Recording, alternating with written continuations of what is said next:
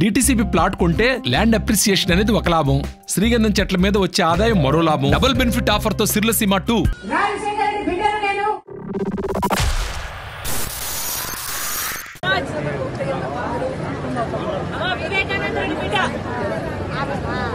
ఈ ఎలక్షన్ చాలా ముఖ్యం. ఒక పక్క రాజశేఖర రెడ్డి బిడ్డ నిలబడింది, ఇంకో పక్క రాజశేఖర రెడ్డి తమ్ముడు వివేకానంద రెడ్డి హత్యను చేసిన అవినాష్ రెడ్డి నిలబడ్డాడు. అమ్మా, న్యాయం వైపు మీరు నిలబడాలి, ధర్మం వైపు మీరు నిలబడాలి. ఈ బిడ్డను చూస్తున్నారు మీరు, వాళ్ళ నాన్నను క్రూరంగా హత్య చేశారు. అయినా కూడా వాళ్ళకే ఇచ్చాడు జగనన్న గారు టికెట్.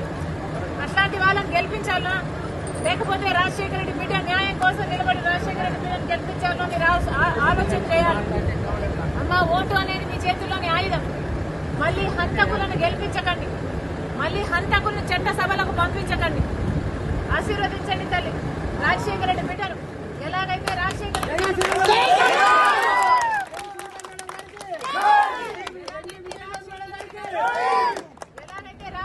గారు మీకు అండగా నిలబడ్డారు, వివేకానంద రెడ్డి మీకు అండగా నిలబడ్డారు, మీకు సహాయం చేశారు. నేను కూడా గెలిపించండి, మీకు అండగా నిలబడతా, మీ మనిషిగా మీ బలం అవుతా. మీరు ఆశీర్వదించండి తల్లి.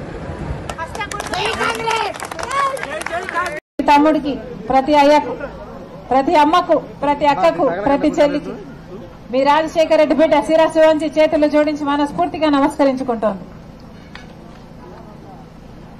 ఈరోజు కడప రాజకీయాలు చూస్తున్నారు. ఒకప్పుడు రాజశేఖర రెడ్డి గారు, వివేకానంద రెడ్డి గారు ఇక్కడ నాయకులు. రాజశేఖర రెడ్డి గారు, వివేకానంద రెడ్డి గారు నాయకులుగా ఉన్న రోజుల్లో ప్రజలను ఎంత దగ్గరగా వాళ్ళు ఉన్నారో, ప్రజల కష్టాలు వాళ్ళు ఎలా పాలు పంచుకున్నారో, వాళ్లకు సమస్యలు వస్తే ఎలా తీర్చారో, ఎంతమందికి ఎన్ని పంచాయతీలు చేశారో, ఎంతమందికి ఎంత సహాయపడ్డారో, అసలు నీళ్లు రాకపోయినా, ఇంకొక పంట నష్టపోయినా, ఏ కష్టం వచ్చినా మేమున్నాము అన్నట్టు ఎలా నిలబడ్డారో మీ అందరూ చూశారు. ఈ రోజు రాజశేఖర రెడ్డి గారు లేరు, వెళ్లిపోయారు. వివేకానంద రెడ్డి గారినేమో రాజకీయాల కోసం అతి క్రూరంగా, దారుణంగా గొడ్డలితో నరికి చంపివేశారు. ఇవన్నీ జరిగాయి, ఇవన్నీ మన కళ్ళ ముందరే జరిగాయి. 5 సంవత్సరాల క్రితం వివేకానంద రెడ్డి గారిని దారుణంగా, ఘోరాతి ఘోరంగా చంపేస్తే ఈ రోజుటి వరకు కూడా హత్య చేసిన వాళ్ళు, చేపించిన వాళ్ళు హాయిగా బయట తిరుగుతున్నారు. కేసు ఒక్క అడుగు కూడా ముందుకు పడలేదు. కనీసం అవినాష్ రెడ్డి అనేవాడు, హత్య చేయించిన వాడు కనీసం ఒక్క రోజు కూడా జైలుకు వెళ్లలేదు. ఎందుకంటే జగన్మోహన్ రెడ్డి గారు అధికారాన్ని వాడుకొని ఈ హంతకులను కాపాడుతున్నాడు కాబట్టి. ఆధారాలున్నాయి, సాక్ష్యాలున్నాయి, వాంగ్మూలాలున్నాయి. గూగుల్ మ్యాప్స్ చెప్తుంది హత్య చేసిన వాళ్ళకి అవినాష్ రెడ్డి వాళ్ళ ఇంటి దగ్గరే సంబంధం కనిపిస్తుంది. ఫోన్ కాల్స్ రికార్డ్స్ చెప్తున్నాయి వాళ్ళు మాట్లాడుకున్నారు అన్న సాక్ష్యాలున్నాయి.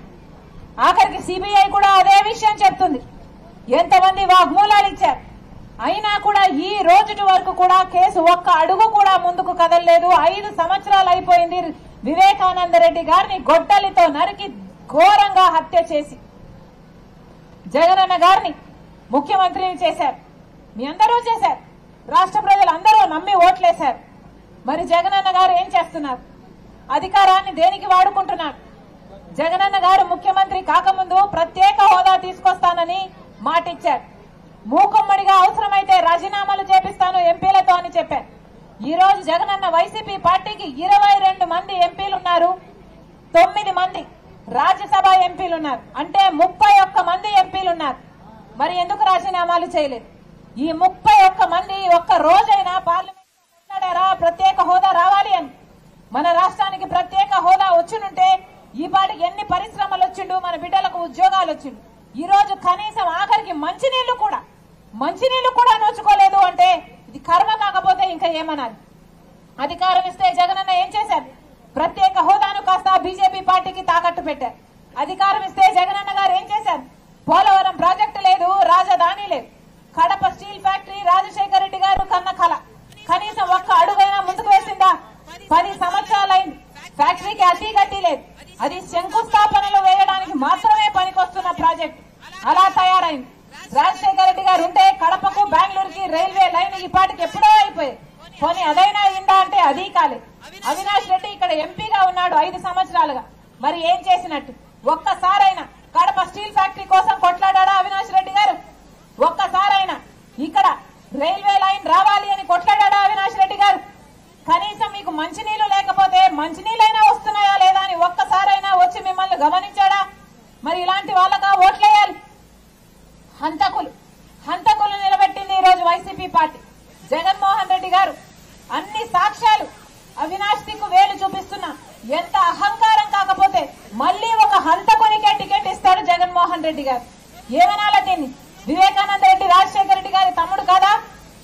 వివేకానంద రెడ్డి రాజశేఖర రెడ్డి గారు బ్రతికున్నంత కాలం రామునికి లక్ష్మణుడు ఎలా ఉన్నాడో అలా తోడుండలేదా?